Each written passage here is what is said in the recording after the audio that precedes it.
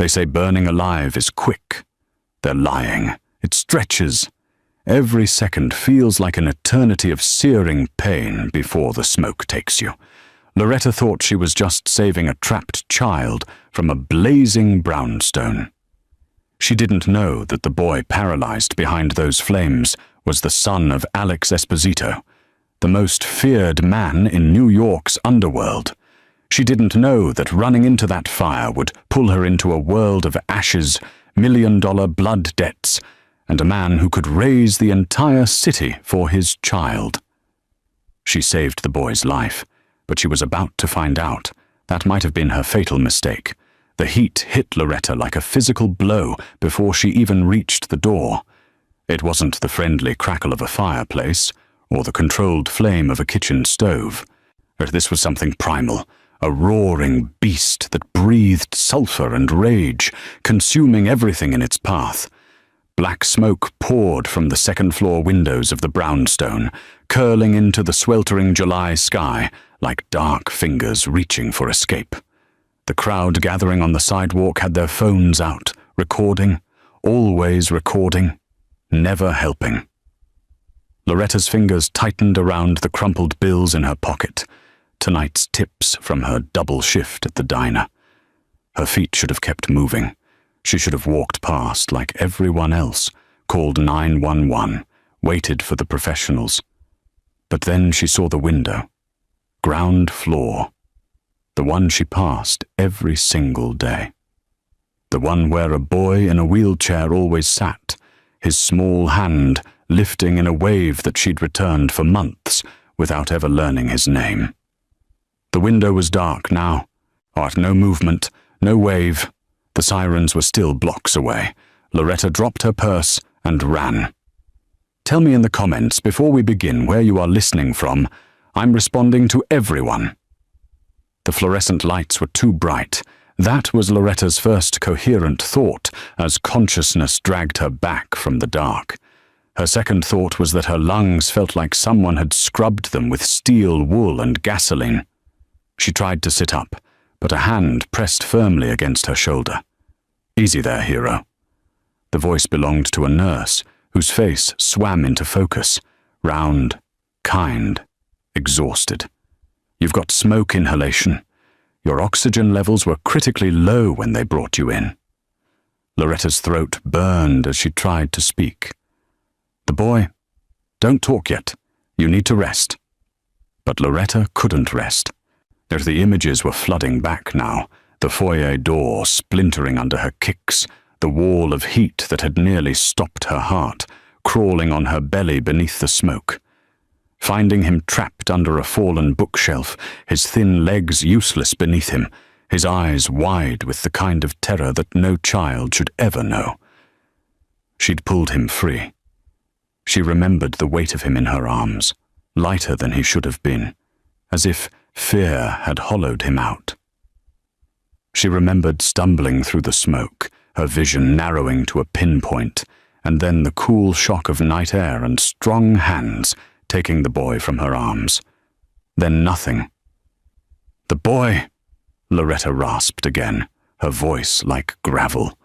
Is he okay? They got him out, right? The nurse's expression shifted, something that might have been confusion or concern. Let me get the doctor. 20 minutes later, Loretta found herself staring at two NYPD officers who looked like they'd rather be anywhere else. The older one, Detective Morris, had the weathered face of someone who'd seen too much and believed too little. His partner, a younger woman named Chen, stood by the door with her arms crossed, her expression unreadable. Miss Marino, Morris said, flipping open a notebook that had seen better days. We need to ask you some questions about tonight. I need to know if the boy is okay first. Morris exchanged a glance with his partner. What boy? The steel wool feeling in Loretta's lungs got worse. The boy from the apartment. Ground floor. He was in a wheelchair, paralyzed. I pulled him out. Miss Marino. Morris's voice had gone carefully neutral. but the tone of someone talking to a confused child or a potential mental patient. The building was empty. It's been condemned for 3 months. Squatters sometimes break in, but there was no one inside tonight. That's not true. Loretta tried to sit up straighter, ignoring the oxygen tube pulling at her nose. I saw him every day. He lived there. He waved at me from his window. There's no record of anyone living in that building, Chen cut in, her voice crisp. No utilities, no lease agreements, no tenant registry, nothing. Then check the hospital records. He would have been brought in. Smoke inhalation, maybe burns. We checked. Morris closed his notebook with a finality that made Loretta's stomach drop. No child matching that description was admitted to any hospital in the tri-state area tonight, but no child was pulled from that fire, except in your statement. The room felt like it was tilting. But I carried him out. The firefighters took him from me. The firefighters say you stumbled out of the building alone and collapsed. Morris's expression had shifted from neutral to something that looked almost pitying. You were severely oxygen deprived, Miss Marino. Smoke inhalation can cause hallucinations, false memories. The mind tries to make sense of trauma. I didn't hallucinate a 30-pound child. Loretta's voice cracked, and she hated herself for it. I felt his weight. I felt his arms around my neck. He was real. Chen stepped forward, her hand resting on the rail of the hospital bed. Miss Marino, we understand you've been through something traumatic, but we need you to understand something too. That building was empty. There was no boy, and if you keep insisting there was, we're going to have to consider that you might be experiencing a psychiatric episode. The implication hung in the air like smoke. If she kept pushing, they'd label her unstable. They'd make this her problem instead of their mystery. Morris pulled out a card and set it on the bedside table. If you remember anything else, anything real, give us a call. For now, get some rest. And Miss Marino? He paused at the door. Maybe think twice before running into burning buildings. Heroics are for people with training and insurance. They left her there, alone with the beeping monitors and the fluorescent lights, and the absolutely certainty that she had not imagined the weight of a child in her arms, or the fear in his dark eyes. Someone was lying, and Loretta had a sinking feeling that finding out why might burn her worse than the fire had. Loretta was back at work 3 days later because her mother's medication didn't pay for itself, and the hospital bill certainly wasn't going to disappear through wishful thinking. The Starlight Diner on Amsterdam Avenue wasn't much. Cracked vinyl booths, a perpetually broken milkshake machine, and a cook named Jimmy who chain-smoked between orders. But it kept the lights on. Loretta had worked the morning shift, gone home to check on her mother, then come back for the dinner rush. Her lungs still ached with every deep breath, a constant reminder that everyone thought she was crazy. She was refilling coffee for a regular when the bell above the door chimed. The man who walked in didn't belong in the Starlight Diner. So that was Loretta's first thought. He wore a suit that probably cost more than her annual rent. Charcoal grey, perfectly tailored, the kind of craftsmanship that whispered old money and new violence. Dark hair swept back from a face that could have been carved from Roman marble, all sharp angles and cold authority. But it was his eyes that made Loretta's hand freeze over the coffee pot. They were the colour of storm clouds, and they were looking directly at her. 2 men followed him in, broad-shouldered and alert in a way that screamed private security. One moved to the door and flipped the sign to "Closed." The other took up position by the kitchen. "Hey!" Jimmy shouted from behind the counter. "We don't close for another—" The man in the suit pulled out a wallet and placed $500 bills on the counter without looking at Jimmy. "You do now?" Jimmy looked at the money, then at Loretta. then grabbed the bills and disappeared into the back. The handful of customers didn't need to be told twice. They scattered like rats from a sinking ship, leaving their half-eaten meals and Loretta alone with her coffee pot and her suddenly thundering heart. The man approached her booth with the kind of measured stride that suggested he'd never hurried for anything in his life. Up close, she could see the faint shadow of a tattoo creeping up from his collar. Something dark and intricate that his expensive suit couldn't quite hide. Loretta Marino. His voice was deep, controlled, and with the faintest trace of an accent that money and education had tried to erase. Sit. It wasn't a request. Loretta's fingers tightened on the coffee pot. I'm working. Not anymore. Sit down, Miss Marino, or I'll have Marco carry you to the booth. Your choice. The man by the door, Marco, apparently, cracked his knuckles. Loretta sat. The man slid into the booth across from her, with the fluid grace of a predator, settling in for a meal. He studied her for a long moment, those storm cloud eyes taking in her faded uniform, the shadows under her eyes, the bandage still visible on her left arm from where falling debris had caught her. My name is Alessandro Esposito, he said finally, though most people call me Alex, and before you pretend you don't know who I am, let me save us both the time. You've heard the name, and you know what it means. Loretta had heard the name. Everyone in New York had heard the name. The Esposito family controlled everything from the docks to the Diamond District. They were the monsters parents whispered about, the reason certain streets went quiet after dark, the shadow government that operated while the real government looked the other way. I don't want any trouble, Loretta said quietly. Too late for that. Alex leaned back, and the gesture was somehow more threatening than if he'd leaned forward. You ran into a burning building 3 nights ago. You saved a boy, a paralyzed boy that the police insist doesn't exist. Loretta's breath caught. That boy is my son. Luca! Alex's expression didn't change, but something flickered in his eyes. Something that might have been pain in a man capable of feeling it. He's 8 years old. He's been in a wheelchair since he was 5, courtesy of a car bomb meant for me. I keep him hidden, Miss Marino. Protected. Anonymous. Because in my world, children are leverage, and leverage gets people killed. The fire was an assassination attempt. Alex's voice went cold enough to frost the windows. Someone found out where I was keeping him. Someone tried to burn my son alive. And you, a waitress working double shifts to afford her mother's heart medication, ran into the flames and carried him out. Loretta's mind was reeling.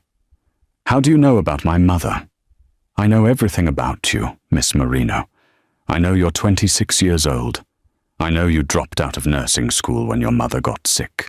I know you take the express bus home because you're afraid of the subway at night. I know you've been eating ramen for a week because you're behind on bills. He paused. I also know that my son spoke to you. He didn't say anything. Exactly. Alex leaned forward now, and Loretta saw something in his face that looked almost human. Luca hasn't spoken since the bombing. Selective mutism, the doctors call it. But in the hospital, while you were unconscious and he was being checked over, he asked the nurse if the pretty lady who smells like cinnamon was okay. Those were the first words he's spoken in 3 years.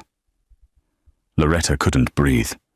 The weight of what he was saying pressed down on her chest, worse than the smoke had.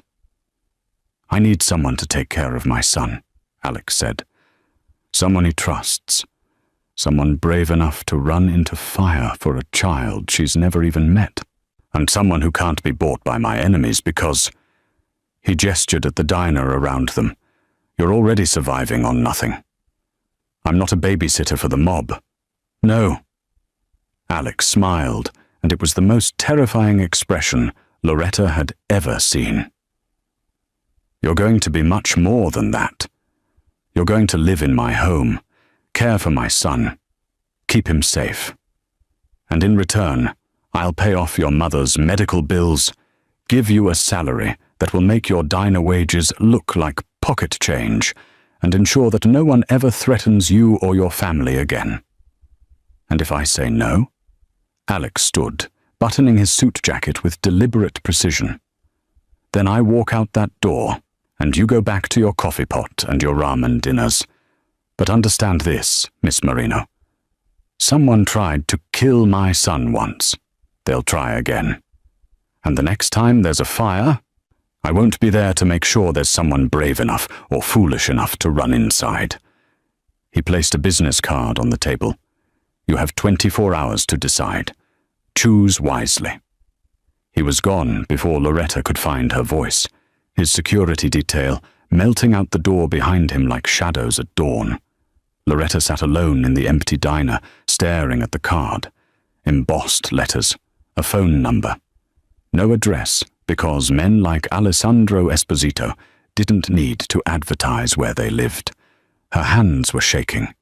She had 24 hours to decide if she was going to walk into another kind of fire entirely. The car that picked up Loretta wasn't what she expected. She'd imagined something ostentatious, a stretch limousine with tinted windows and chrome accents.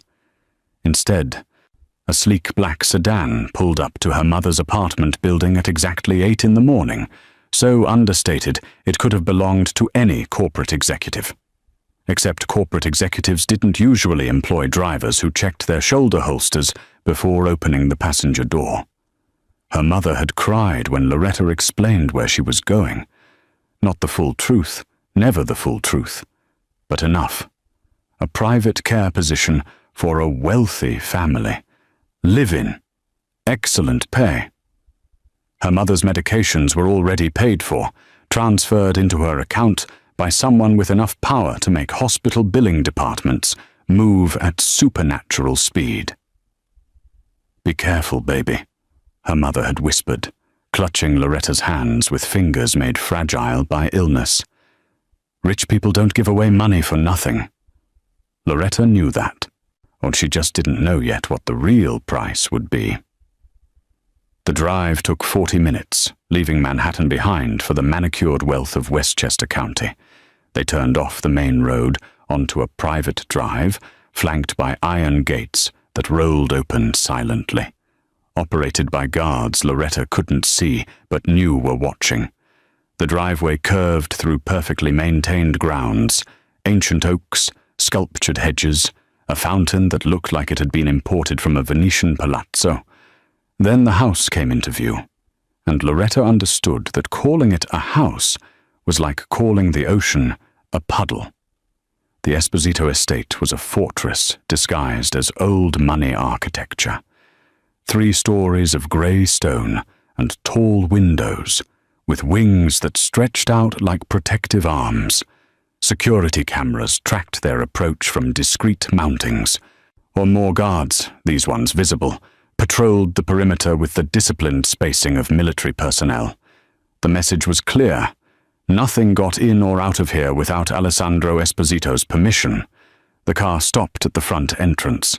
The driver opened her door without a word, and Loretta stepped out into air that smelled like cut grass and money, and something else she couldn't quite name. Danger, maybe. Or just the particular scent of a place where normal rules didn't apply. The front door opened before she could knock. Alex stood framed in the doorway, and the sight of him stole the breath from Loretta's lungs all over again. He wore another immaculate suit, navy this time, with a white shirt open at the collar. But it was what she could see at that open collar that caught her attention. The tattoo she'd glimpsed in the diner continued up his neck, dark lines that suggested something larger, more intricate, hidden beneath the civilized veneer of expensive fabric. A saint, maybe, or a demon.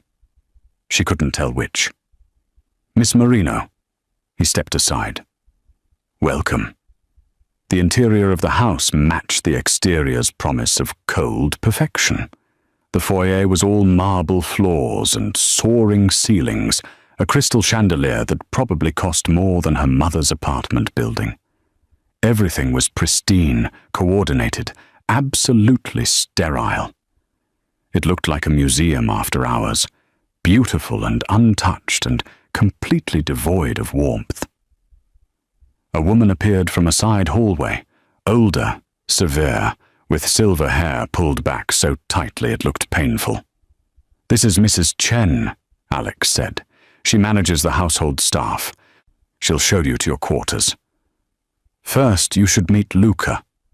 Alex's tone shifted slightly, and Loretta caught something in his expression that might have been vulnerability in a man capable of showing it.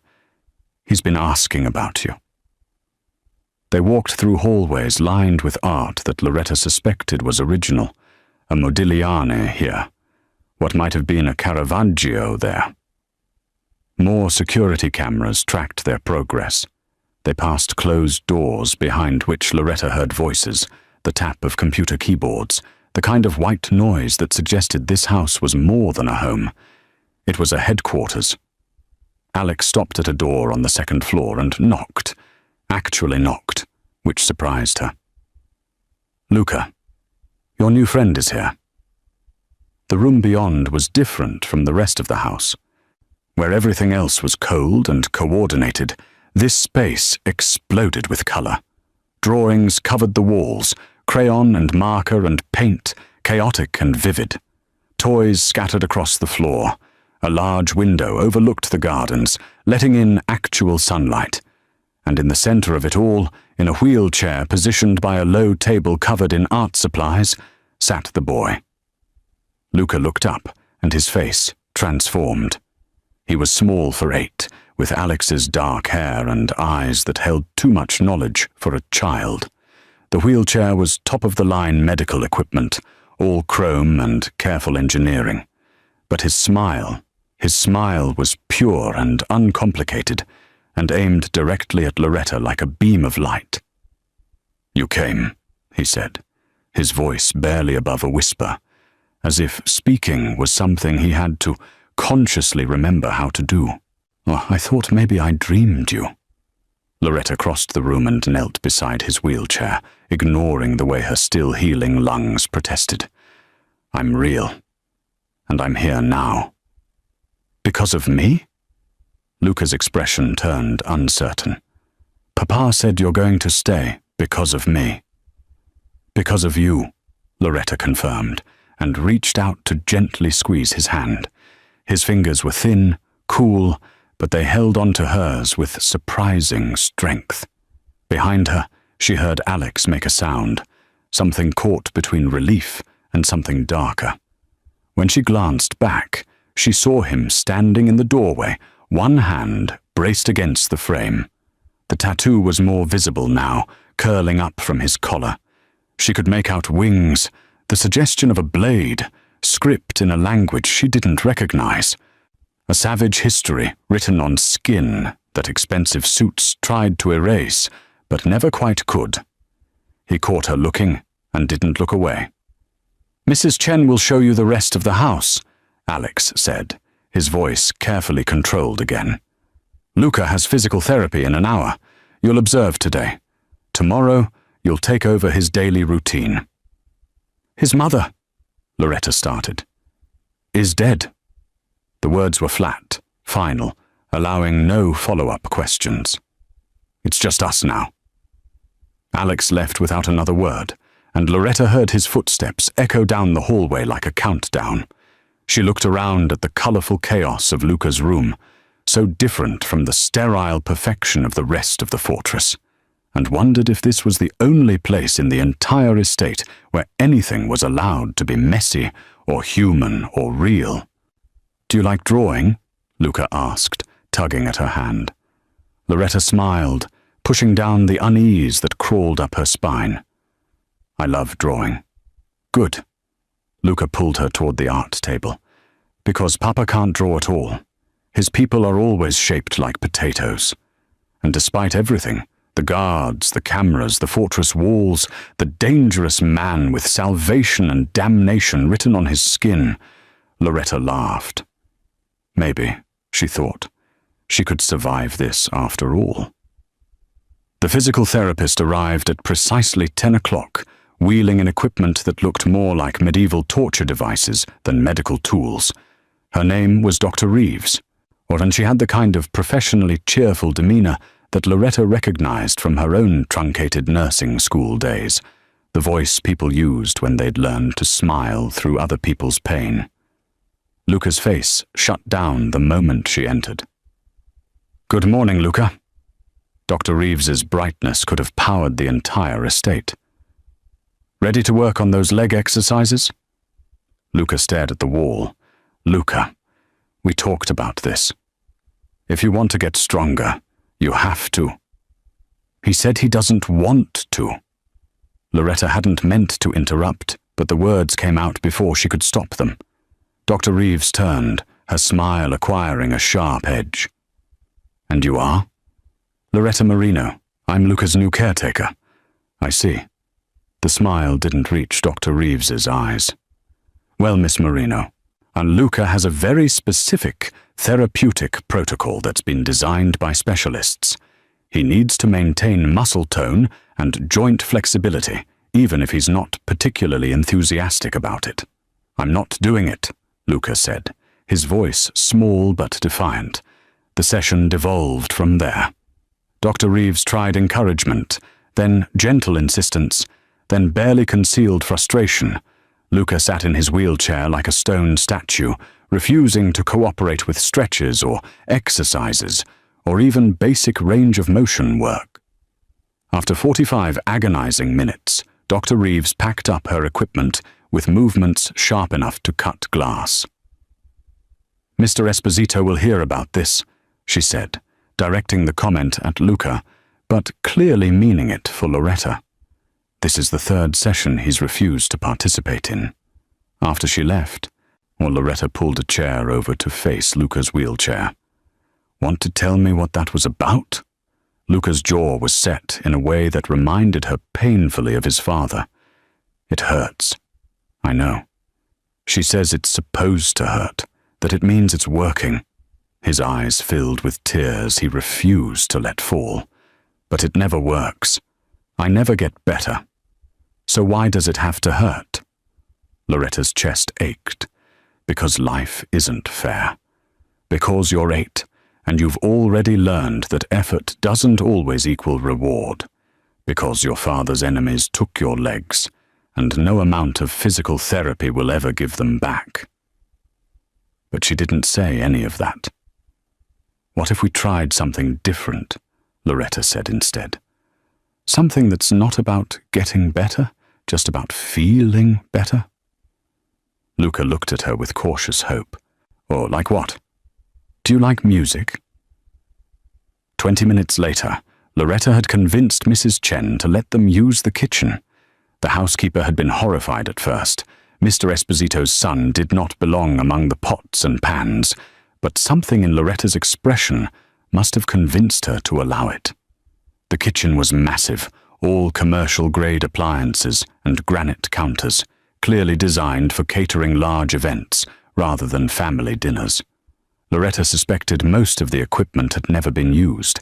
She found what she needed anyway: flour, sugar, eggs, vanilla. The basics for chocolate chip cookies, the universal language of childhood comfort.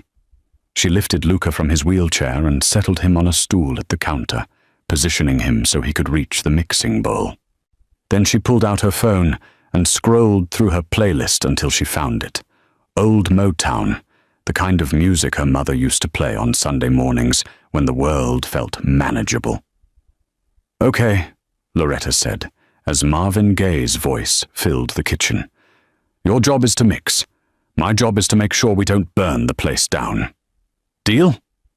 Luca's hands hesitated over the bowl, then plunged in. Flour puffed up in a cloud that dusted his dark hair white. He laughed, actually laughed, and the sound was better than anything Loretta had heard since arriving at the fortress. They mixed and measured, and Loretta taught him the trick her mother had taught her. Always save a little dough to eat raw, consequences be damned. Luca's face when he tasted it was pure joy. Chocolate chips smeared at the corner of his mouth. "Oh, this is better than therapy," he said. "Don't tell Dr. Reeves that." They were sliding the first tray into the oven when Loretta felt the prickle of awareness at the back of her neck. She turned and found Alex standing in the doorway. So still, he might have been carved from the same stone as his house. How long had he been watching? He'd shed his suit jacket, and his shirt sleeves were rolled up to his elbows, revealing more of the tattoos that covered his forearms. Loretta could see them clearly now, saints and sinners intertwined, Latin script winding between images of damnation and salvation. One forearm bore what looked like the Madonna, the other a skull crowned in thorns. A man caught between heaven and hell, wearing his war on his skin. "Papa!" Luca's face lit up. "Guys, we're making cookies." "I can see that." Alex's voice was carefully neutral, but his eyes were locked on Loretta with an intensity that made her skin feel too warm. "Mrs. Chen informed me you'd commandeered her kitchen." "I'm sorry, I should have asked."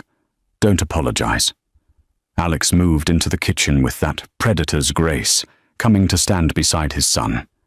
He reached out and gently brushed the flour from Luca's hair, and the gesture was so tender it made Loretta's throat tight.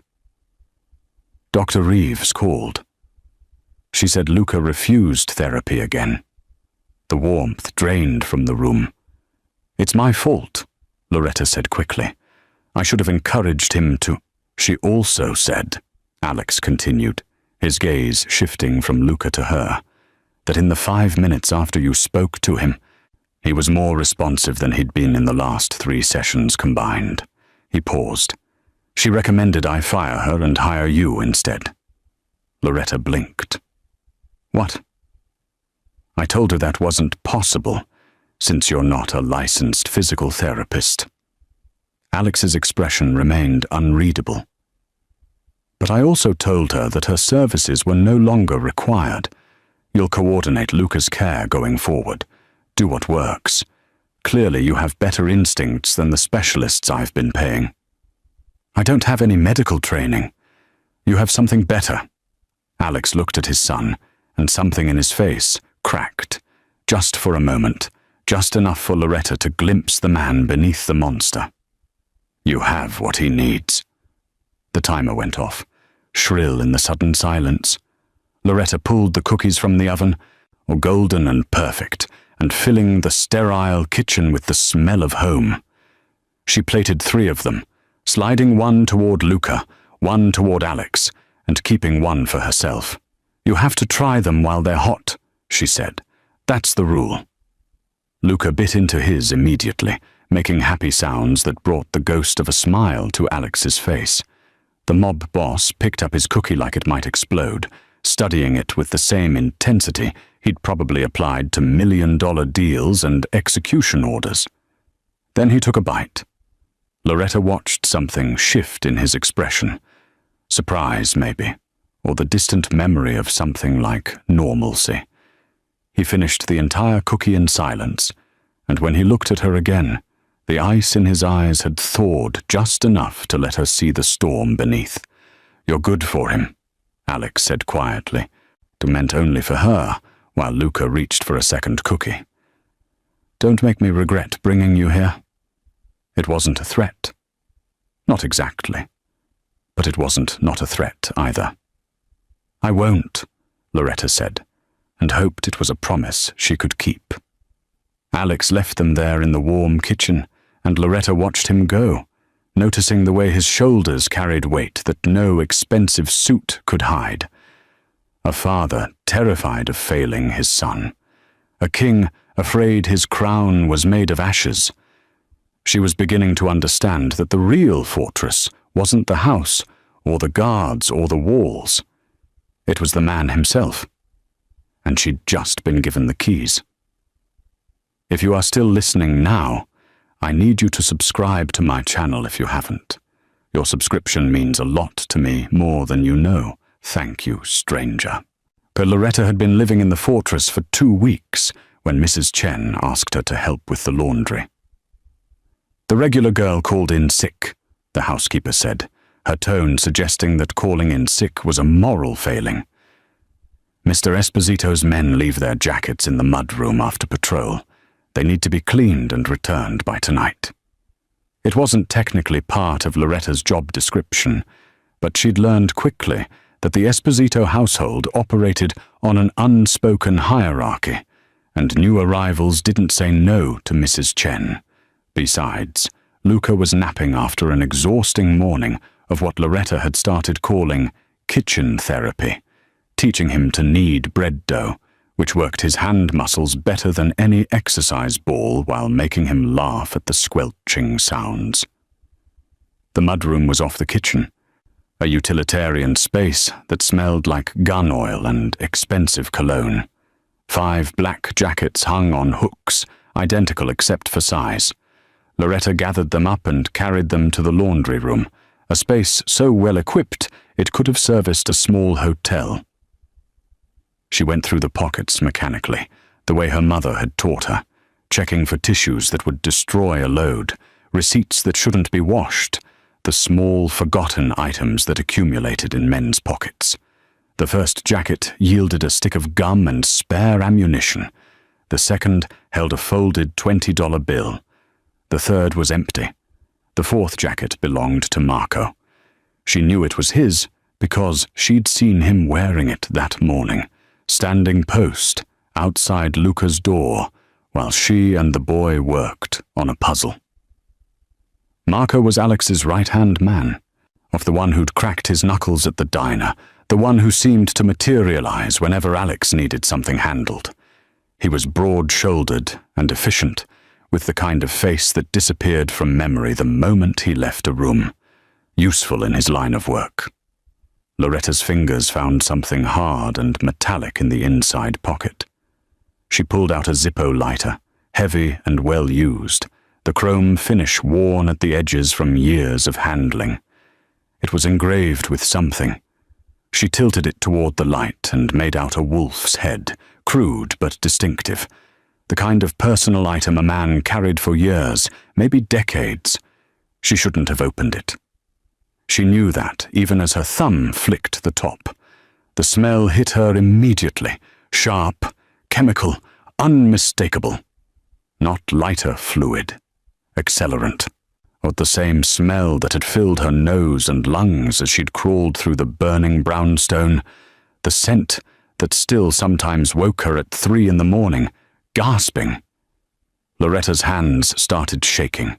She closed the lighter carefully and stood there in the laundry room, her heart hammering against her ribs. There could be innocent explanations. Maybe Marco smoked. Maybe the lighter was old and the fuel had degraded. Maybe she was paranoid, seeing threats where there were none, because she was living in a house full of dangerous men and her nerves were shot. But she kept seeing the brownstone engulfed in flames, kept feeling the heat that had nearly stopped her heart, kept remembering Luca's terrified eyes as she'd pulled him from beneath that fallen bookshelf. "Someone found out where I was keeping him," Alex had said, "'cause someone tried to burn my son alive." Loretta's nursing school instincts kicked in, the same instincts that had made her decent at triage, at separating genuine emergencies from false alarms. She needed more information. She needed to be sure before she accused Alex's most trusted man of trying to murder his child. She took out her phone and photographed the lighter from every angle, capturing the wolf's head engraving, the worn finish, the distinctive markings. Then she opened it again and photographed the inside mechanism, the fuel chamber, everything. Her hands were steadier now, moving with purpose. The sound of footsteps in the hallway froze her mid-shot. Loretta shoved the lighter back into Marco's jacket pocket and grabbed a random shirt from the pile, pretending to examine a stain as the laundry room door opened. Marco filled the doorway, his expression pleasant and utterly unreadable. "Mrs. Chen said you were doing laundry. I need my jacket back. Mr. Esposito wants me to drive into the city." "Of course."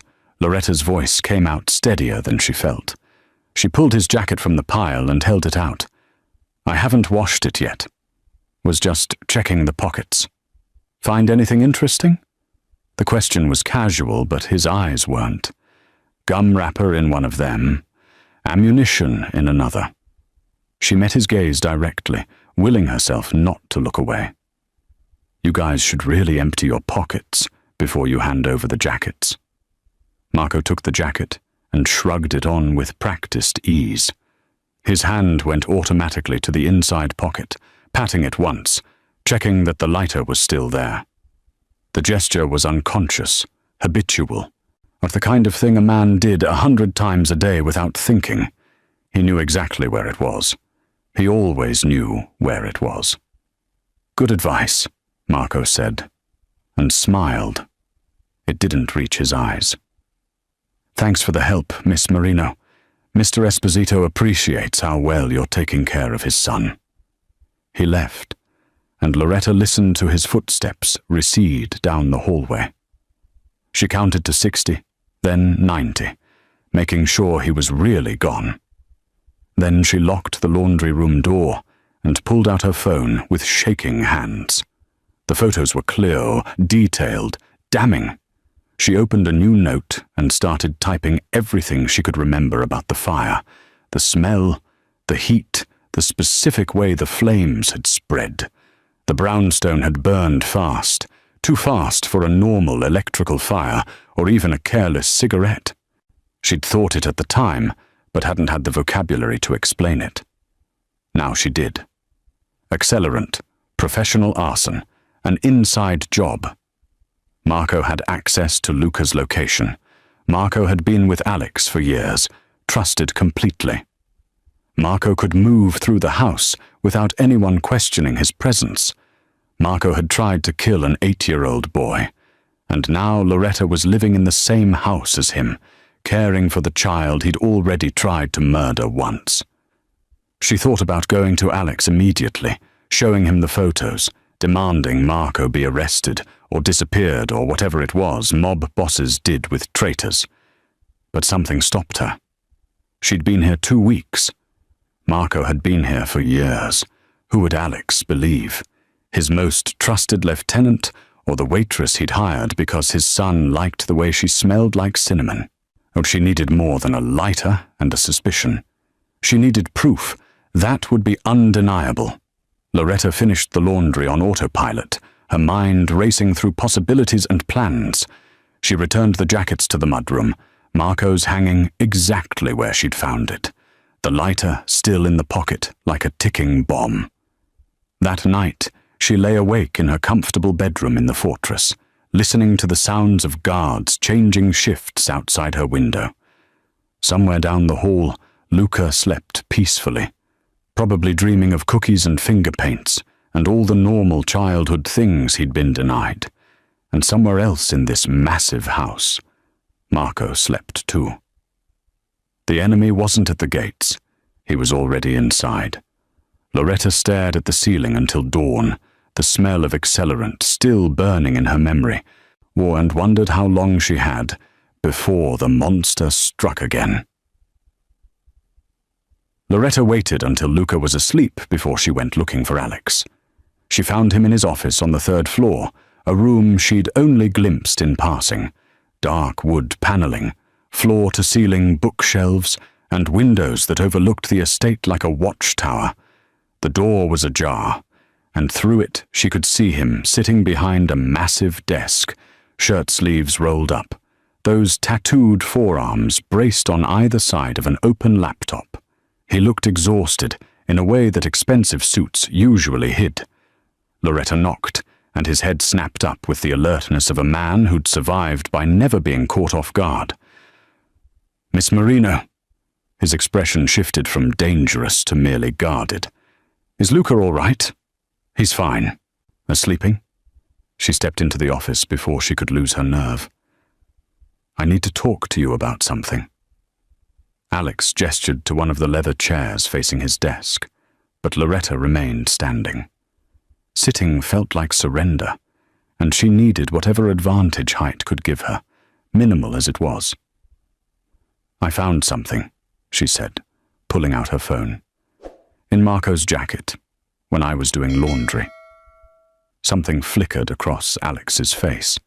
Annoyance, maybe, that she was bothering him with household minutiae.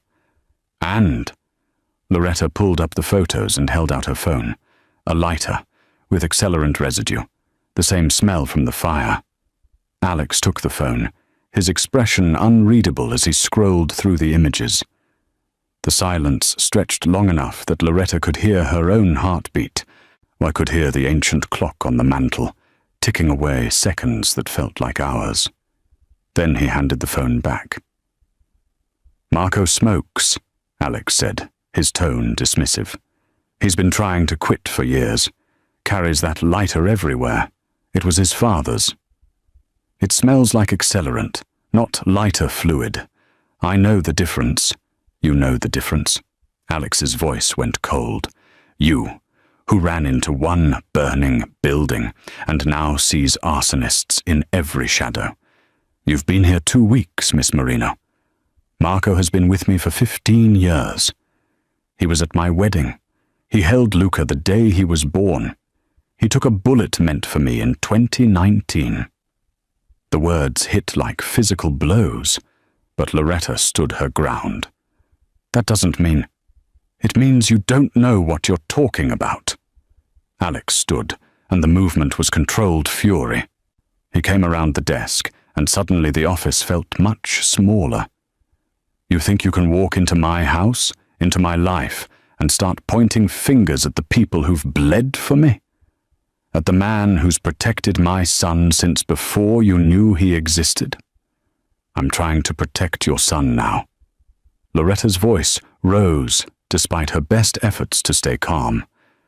"Someone tried to kill him. You said that yourself. And I'm telling you, I found evidence. You found a lighter." Alex was close now, close enough that she could see the gold flecks in his storm cloud eyes, could smell his cologne, something dark and expensive that probably cost more than her monthly salary. "Do you have any idea how many people carry lighters? How many legitimate reasons there could be for trace chemicals? Then test it, or have it analyzed.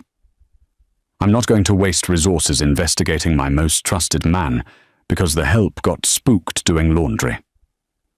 The words were calculated cruelty, designed to put her in her place. They worked. Loretta felt the sting of them, the reminder that no matter how much Luca liked her, no matter how many cookies they baked together, she was still just the waitress Alex had bought to keep his son happy. "Fine." She turned to leave, her hands clenched into fists at her sides. "When something happens, and it will happen, remember that I tried to warn you." "Is that a threat, Miss Marino?" She spun back to face him. "It's a promise. You're so busy trusting the wrong people that you can't see what's right in front of you. Marco had access. Marco knew where Luca was. Marco would die for my son." Alex's voice was deadly quiet now, the kind of quiet that preceded violence. "Can you say the same?" "I already almost did." The words exploded out of her, raw and furious. "I ran into fire for a child I'd never met. I breathed smoke and burned my skin and collapsed because I couldn't let him die. So yes, I can say the same. What I can't say is whether you'll believe me before it's too late." The air between them crackled with something that wasn't entirely anger. "You don't understand the world I live in," Alex said, but his voice had lost some of its edge. "Everyone wants something. Everyone has an angle. People don't just run into burning buildings out of the goodness of their hearts." "I did." "Why?" He moved closer, and now there were only inches between them. "Why would you risk your life for a stranger's child? What were you hoping to gain?" Loretta's laugh was bitter. Hoping to gain. I was hoping not to have to live with watching a kid die because I was too scared to act. I was hoping not to become one of those people filming instead of helping. I was hoping... Her voice cracked. I was hoping to do one good thing in a world that feels like it's burning down around us every single day. Alex stared at her, and something in his expression shifted. The armor cracked, just slightly, just enough for her to see the exhaustion beneath it. The fear, the crushing weight of keeping his son alive in a world that wanted him dead. You think I don't know Marco's capable of betrayal? Alex's voice was quiet now, almost defeated. You think I don't lie awake every night wondering which of my men will be the one to put a bullet in my head? I know what I am, Miss Marino. I know what I've built. But I have to trust someone, or I might as well put Luca in a bunker and never let him see daylight again. Then trust me. Loretta held his gaze. Just this once. Look into it. Please. They stood there in the dim office, close enough to touch, the tension between them transforming into something neither of them wanted to name. Alex's eyes dropped to her mouth, then back up, and Loretta saw him consciously step back, putting distance between them like it physically hurt. I'll have someone look into it, he said finally. Quietly. But if you're wrong, if you've damaged my relationship with one of my best men over nothing, there will be consequences. And if I'm right, Alex's expression went dark. Then Marco won't live long enough to regret it.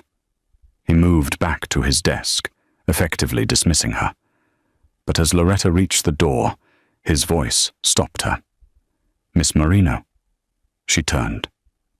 You were right. About the therapy. About the cookies. About what Luca needs. He wasn't looking at her, his attention fixed on the papers scattered across his desk. Don't make me regret trusting you about this too. It wasn't an apology. Men like Alessandro Esposito didn't apologize. But it was something. Loretta left him there, her heart still racing, her skin still tingling from standing so close to him. She made it halfway down the hallway before she had to stop and lean against the wall, pressing her palms flat against the cool surface. That tension in the office hadn't just been about Marco, or the lighter, or trust. That had been something else entirely. Something dangerous. Something that could burn them both worse than any fire. Loretta pushed off the wall and headed back to her room, but she knew she wouldn't sleep. Not tonight. Not with the memory of Alex's eyes on her mouth. Not with the knowledge that the enemy was close and getting closer.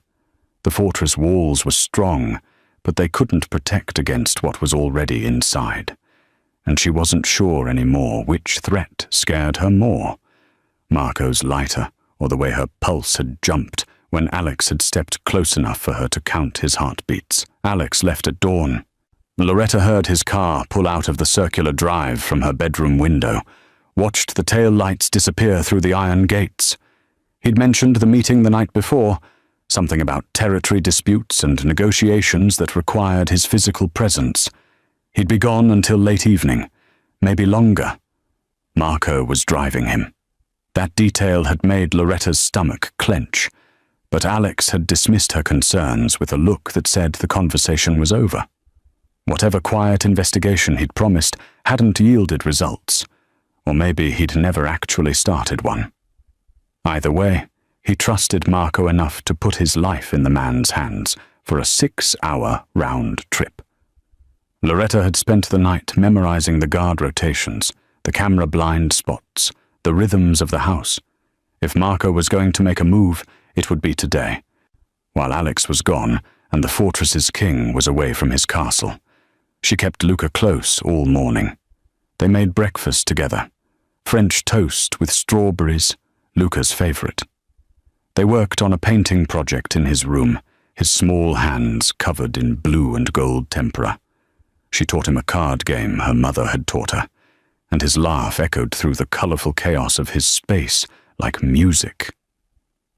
It was almost noon when the lights went out. Not gradually. Not like a blown fuse or a tripped breaker.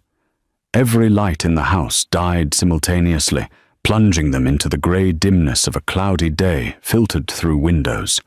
The ever-present hum of electronics, security systems, computers, cameras, went silent. Luca looked up from his cards, confused. What happened? Loretta was already moving toward the door. Stay here. I'm going to check. The door opened before she reached it. Marco stood in the hallway, and the pleasant expression he usually wore had been replaced by something else entirely. Something cold and purposeful. He held a gun in one hand, casual and competent, like it was an extension of his body. Step away from the boy, he said. Loretta's mind raced through options, calculating distances and probabilities. She was between Marco and Luca, but that advantage meant nothing against a bullet. The panic button Alex had shown her, the one that would summon every guard on the property, required electricity. The cameras were dead. The hallway was empty because Marco had chosen his timing perfectly during the shift change when coverage was thinnest. You don't have to do this, Loretta said, her voice steadier than she felt.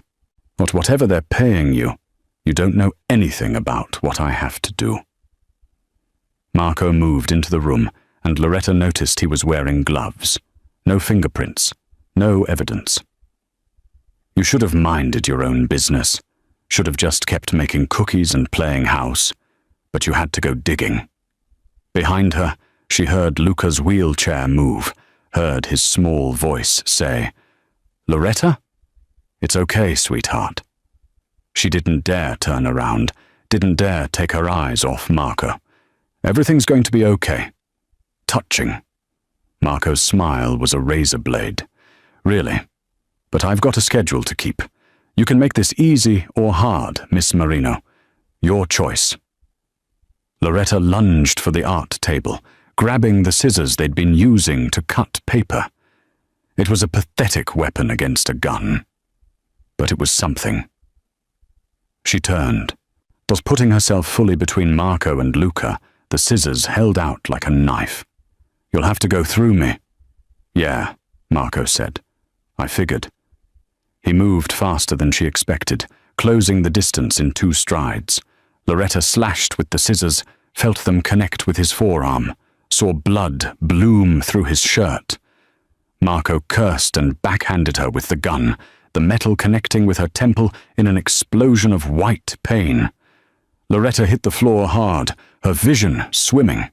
She tried to get up, tried to move, but her body wouldn't cooperate. Through the ringing in her ears, she heard Luca screaming, heard the sound of his wheelchair being grabbed. No! She managed to push herself to her knees, tasted blood in her mouth. Marco was already at the door, Luca thrashing in his arms. The boy was stronger than he looked, so fighting with everything he had, his fists connecting with Marco's face and chest. But it wasn't enough. It was never going to be enough. Loretta! Luca's scream was raw terror.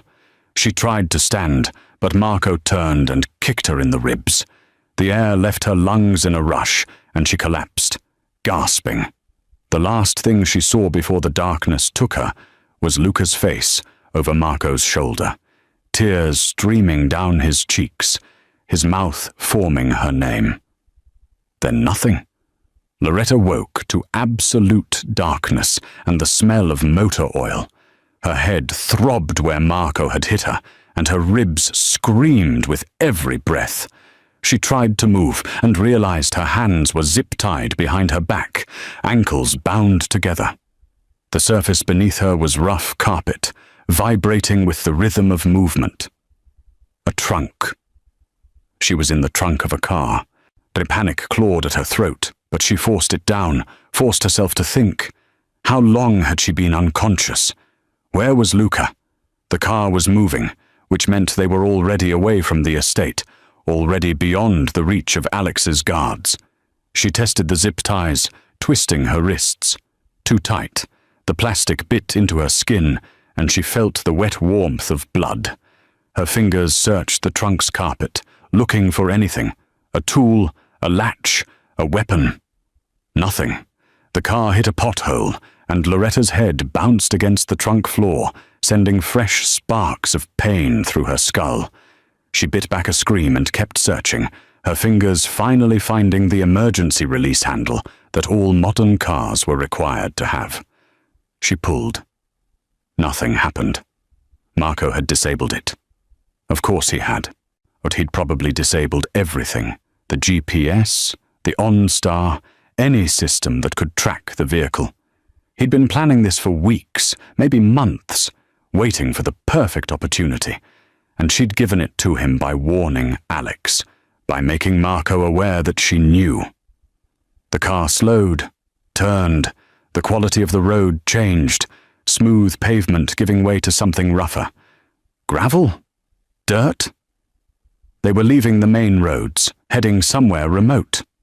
Somewhere no one would hear screams or see smoke. Loretta's heart hammered against her cracked ribs.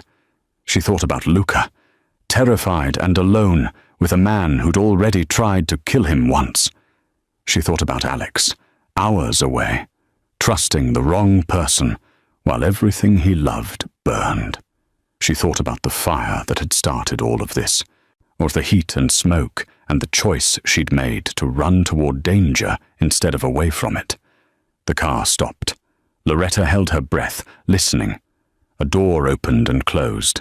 Footsteps on gravel, coming closer. The trunk latch clicked, and light flooded in, grey and overcast, but blinding after the absolute darkness. Marco's face appeared above her, and he was smiling. "Welcome back, Miss Marino. I was worried I'd hit you too hard." He reached in and grabbed her by the arm, hauling her out of the trunk with no regard for her injured ribs. She bit back a scream as her feet hit the ground, her bound ankles unable to support her weight. She was at an industrial complex, old, abandoned, the kind of place that had been left to rot when the jobs moved overseas. Rusted metal buildings stretched across a cracked parking lot, overgrown with weeds. In the distance, she could see the skeletal remains of a smokestack, and in Marco's other hand, held like a suitcase, was Luca's wheelchair. Empty. "Where is he?" Loretta's voice came out hoarse, desperate. Marco's smile widened. "Waiting for you. Both of you are going to help me send Mr. Esposito a very important message." He pulled something from his pocket, the Zippo lighter with the wolf's head engraving. "Some fires," he said, flipping it open, "are meant to burn everything to ash." The smell of accelerant filled the air, and Loretta understood with crystalline clarity that she wasn't going to walk away from this. Neither was Luca, unless she found a way to become fire herself. Marco dragged Loretta across the cracked parking lot toward the largest building, a steel mill that hadn't operated in decades, but the main doors hung open like a mouth, revealing darkness beyond. Her bound feet scraped against gravel and broken glass, leaving a trail of blood that no one would ever follow. Inside, the mill was a cathedral of decay. Massive machinery loomed in the shadows, conveyor systems, furnaces, industrial equipment that had been stripped of anything valuable and left to rust. Pigeons scattered from the rafters as Marco hauled her deeper into the building, their wings beating against the silence like 100 tiny heartbeats. Then she saw him. Luca sat in his wheelchair in the center of the floor, his small body dwarfed by the industrial wasteland around him. His face was streaked with tears, but his eyes burned with the same defiance she'd seen in his father. He wasn't screaming anymore. He'd gone silent, shutting down the way he had after the bombing, retreating to that place where words couldn't reach him. "Luca!" Loretta's voice echoed off the metal walls. The boy's head snapped up, and relief flooded his features. "Loretta! Touching reunion." Marco shoved Loretta down beside the wheelchair, and she fell hard on her already injured ribs. Pain whited out her vision for a moment. The nanny dies trying to save the crippled kid. Very tragic, very heroic. Mr. Esposito will probably put up a statue. Loretta's hands were still zip-tied behind her back, but her fingers found Luca's through the wheelchair spokes. His small hand gripped hers with desperate strength. "You won't get away with this," she said, fighting to keep her voice steady. "Alex will know it was you." "Will he?" Marco pulled out a canister, industrial accelerant, the professional grade used in controlled demolitions. He began splashing it in a wide circle around them, the chemical smell overwhelming in the enclosed space. Or will he think it was the Calabrese family finally making their move? I've been very careful to leave their fingerprints all over this. The car I borrowed, the accelerant I purchased, even the location. This mill used to be their territory. He was creating a frame, a perfect, plausible story that would send Alex to war with the wrong enemy while Marco disappeared with whatever payment had bought his betrayal. "Why?" Luca's voice was small, broken. "I thought you were my friend." Something flickered across Marco's face. Regret, maybe, or the ghost of the man he'd been before money had mattered more than loyalty. "Nothing personal, kid. But your father made a lot of enemies. Now someone was going to collect eventually. I just made sure I got paid to look the other way." He pulled out the Zippo lighter, the wolf's head catching the dim light filtering through the broken windows. Loretta's mind raced through possibilities, through the slim chances of survival. The zip ties were plastic, tight enough to cut off circulation. The accelerant made a complete circle around them. Once Marco lit it, they'd have seconds before the fire became an inferno. But Marco was talking. Villains always talked, buying time while they savored their victory. And while he talked, Loretta was working her wrists against the plastic, feeling for any weakness, any give. "The Calabrese family offered me $2 million, Marco said, circling them like a shark. $2 million to make sure the Esposito heir didn't make it to adulthood. They wanted it to look natural at first, an accident, a tragedy. But you survived that fire, kid.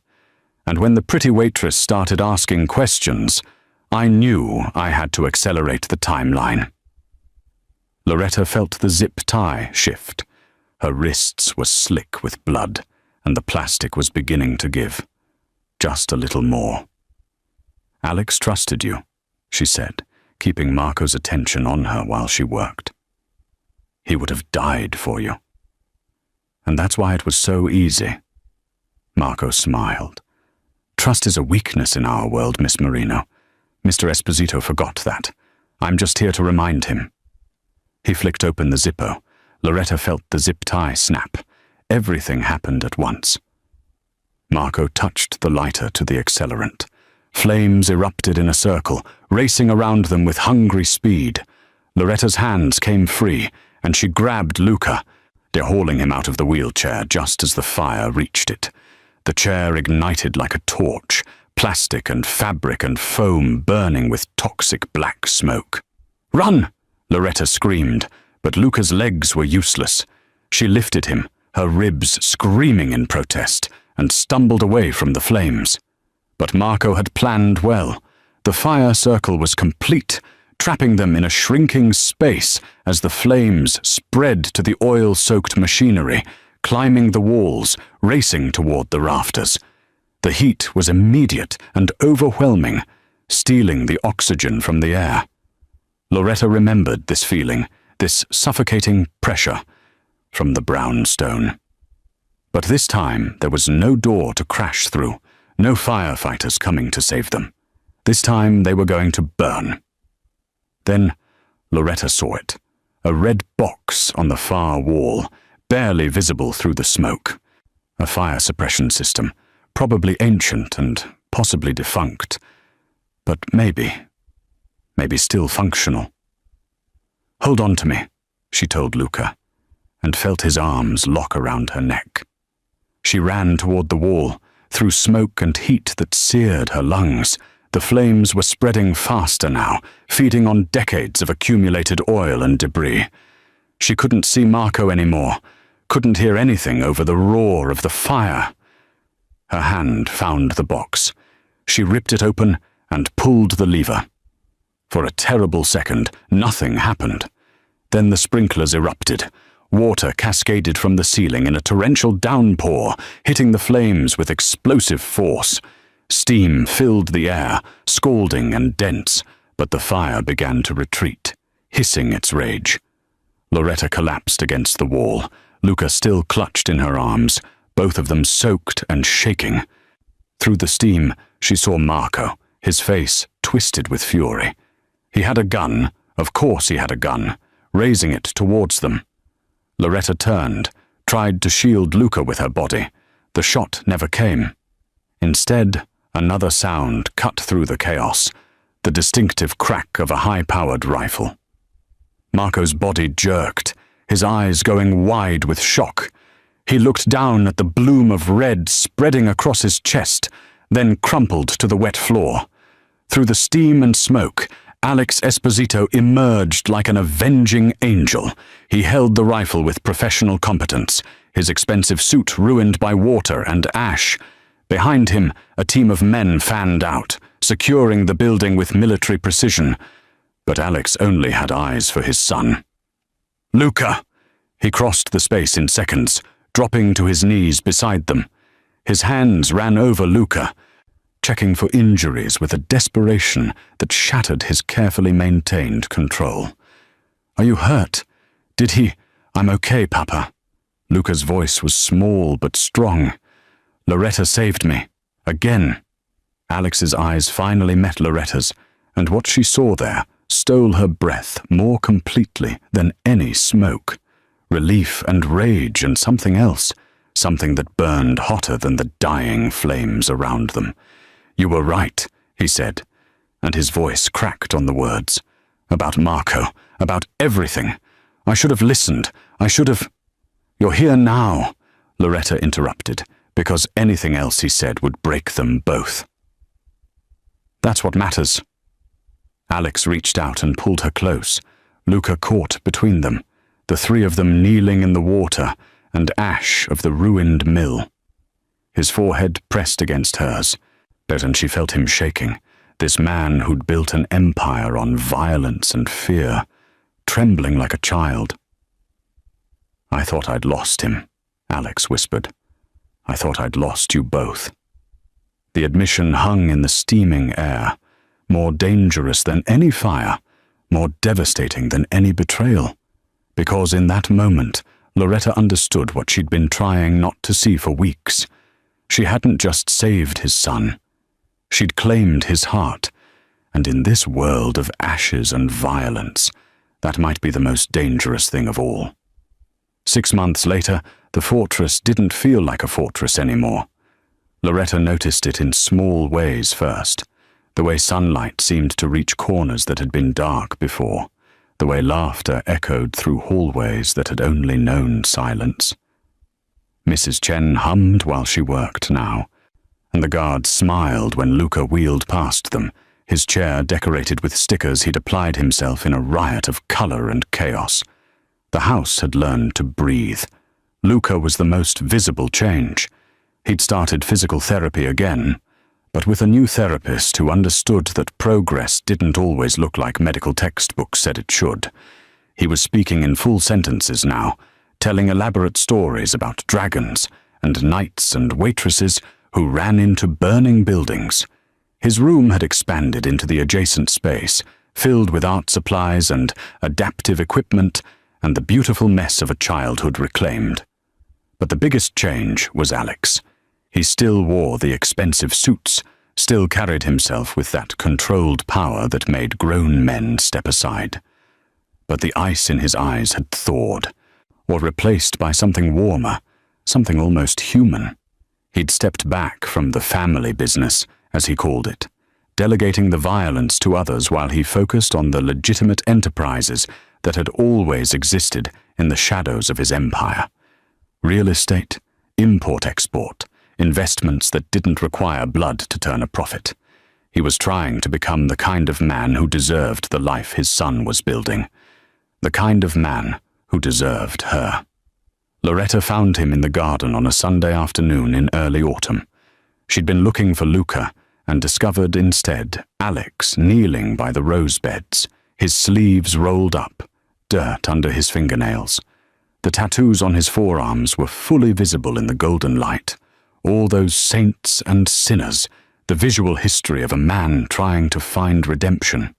"This is new," Loretta said, and he looked up with a smile that still had the power to stop her heart. Luca wanted a butterfly garden. Apparently, they need specific flowers. Alex gestured at the freshly turned earth, the careful arrangement of milkweed and coneflowers. "I've killed men for less than what these plants are costing me, but my son wants butterflies, so I'm learning about pollination." Loretta laughed, the sound carrying across the manicured lawn. Alessandro Esposito, mob boss turned gardener. The tabloids would have a field day. Former mob boss. He stood, brushing dirt from his hands. "I'm a legitimate businessman now. Ask my accountant." "Your accountant is terrified of you." "As he should be. I pay him very well to be terrified."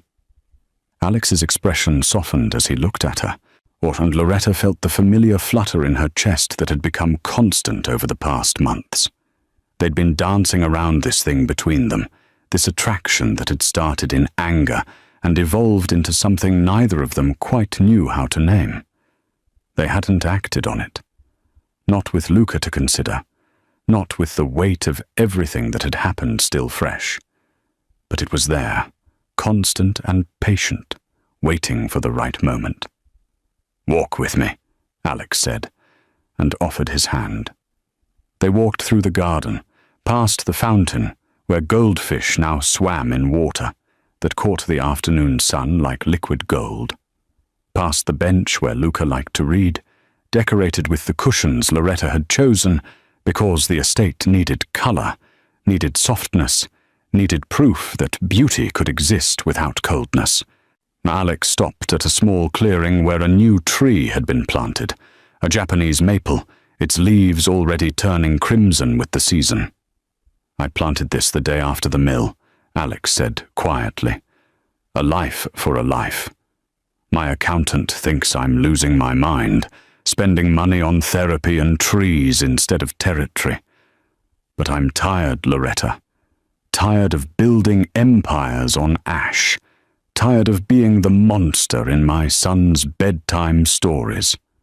Turned to face her, and the vulnerability in his expression was more devastating than any weapon. "You walked through fire for us. Twice. You didn't ask what we could give you, or what you would gain. You just ran toward the flames because that's who you are." His hand reached up to cup her face, thumb brushing her cheekbone. "I want to be the kind of man who deserves that. The kind of man who would walk through anything for you." Loretta's breath caught. "Alex, I'm not good at this," he continued, and she heard the frustration in his voice, the struggle of a man more comfortable with violence than vulnerability. "I don't know how to be soft or safe or any of the things you probably deserve. But I know that when I thought Marco had killed you, something in me broke that I didn't know could break.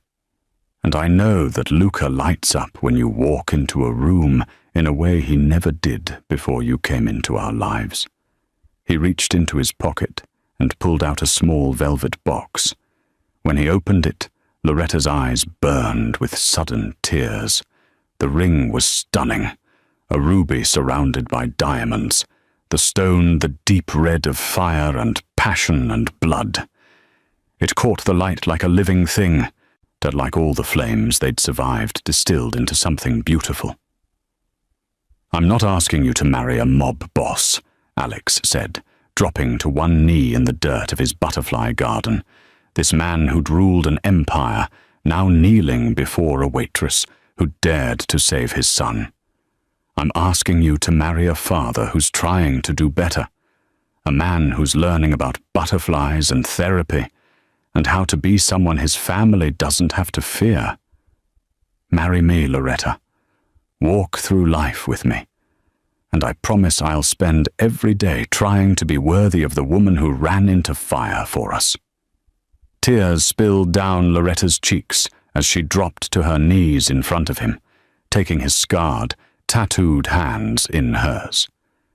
Yes. Yes, of course, yes. The kiss was soft at first, tentative. They're two people learning the shape of something new and precious and hard-won.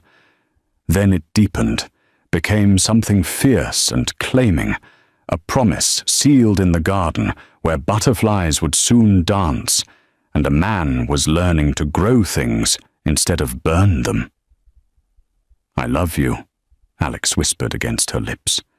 "I didn't think I was capable of it anymore, but you made me remember." "I love you too," Loretta said, and felt the truth of it settle into her bones. "My beautiful, broken king." Luca found them there 20 minutes later, still kneeling in the dirt, the ruby on Loretta's finger catching fire in the fading light. "Does this mean Loretta's staying forever?" he asked, and the hope in his voice was almost painful in its innocence. "Forever," Alex confirmed, and Loretta saw tears in his eyes, this man who'd built his reputation on never showing weakness, crying in front of his son because happiness was more terrifying than any threat. Luca wheeled closer and threw his arms around both of them, and they stayed like that as the sun set over the estate. Three people who'd found each other in fire and chosen to build something better in the ashes. Because sometimes, Loretta thought, salvation doesn't look like perfection.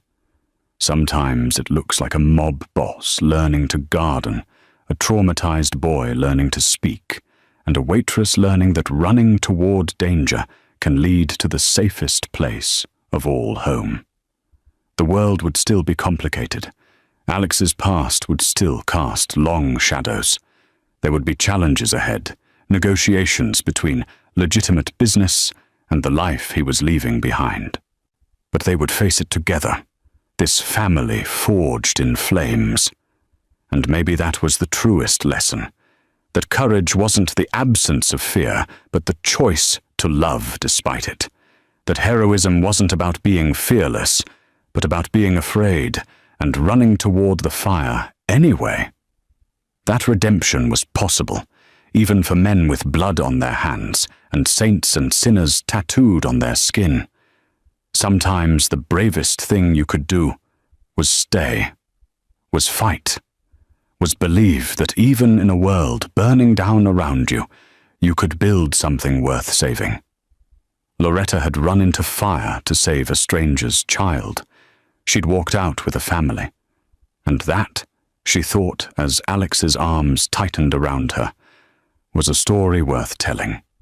If this story of courage, redemption, and unexpected love moved you, don't forget to like this video, subscribe to the channel for more powerful stories, and comment below telling us what moment touched your heart the most. Was it Loretta's first rescue, the confrontation in Alex's office, or the proposal in the butterfly garden? We love hearing from you, and your support helps us bring you more stories that remind us all that even in the darkest moments, hope can still ignite. Until next time, keep running toward the light.